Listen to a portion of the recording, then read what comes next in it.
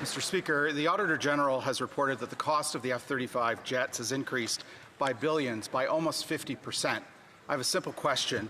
Are these increased costs included in the Prime Minister's recently announced plan to meet NATO's 2% target by April 1st of next year? The Honourable Minister of National Defence. Mr. Speaker, we thank the Auditor General for her work.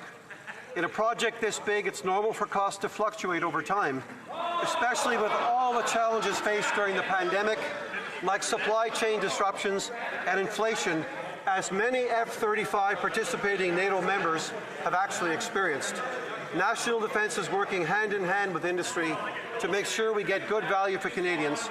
Mr. Speaker, we are making the biggest investment in the Royal Canadian Air Force in over 30 years.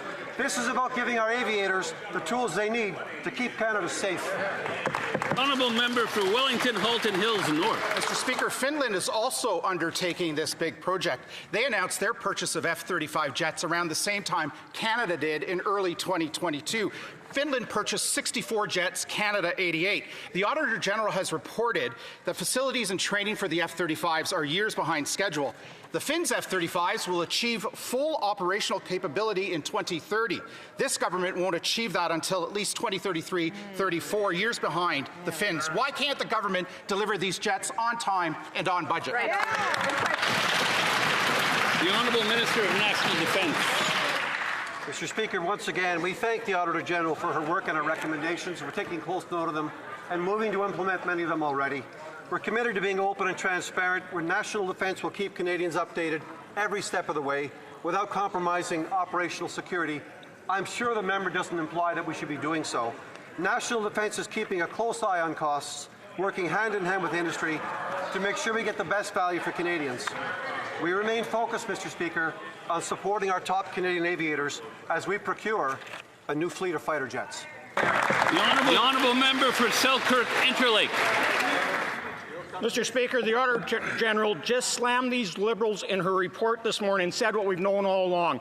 The Liberals have broken our military. Today's F-35 report criticized the Liberals for misleading cost projections that are 50% higher by over $14 billion, ongoing construction delays for necessary infrastructure, ignoring the severe pilot and mechanic shortage, and implementing weak oversight mechanisms. The ministers who are responsible for this debacle are still sitting in here.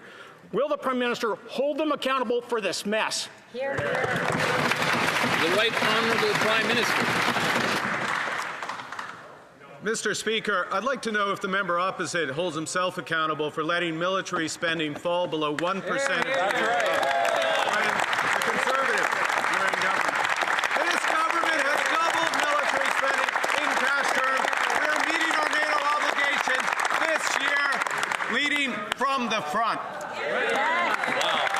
The Honourable Member for Selkirk Interlake. Prime Minister, we actually delivered for our military. We bought brand new 5 CF-18 Bullmasters, new Hertz, new Leopard tanks, new Chinook helicopters. We delivered. Instead, what we got here is an Auditor General report referenced her 2018 report on Canada's fighter jets. That report said the biggest obstacle to meeting operational requirements was a shortage of fighter pilots and technicians.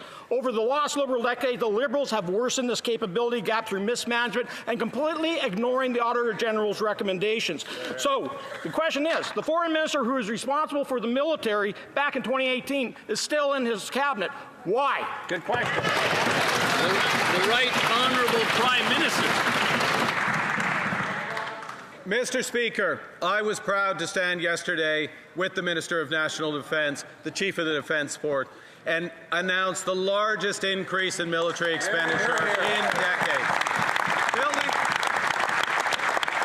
Building our military strong, building our military with Canadian technology, Canadian jobs, Canadian steel, Canadian aluminum. That's what the review of the F-35 is about. That's what the future of this country is about. The Honourable Member for Charles-Haute-Saint-Charles. Mr. Speaker, the Auditor General severely has criticised the government's management of the F-35 fighter purchase. It's now 50% over budget, $30 billion in costs. There are delays in construction, a lack of personnel, and insufficient oversight are threatening this project, and Canadians are paying the price. And The Prime Minister seems to have forgotten to mention that the new money announced yesterday is just to pay these cost overruns. He promoted the former Defence Minister. Why? The Right Honourable Prime Minister. Mr. Speaker, one of the first measures that I took was a review of the F-35 contract.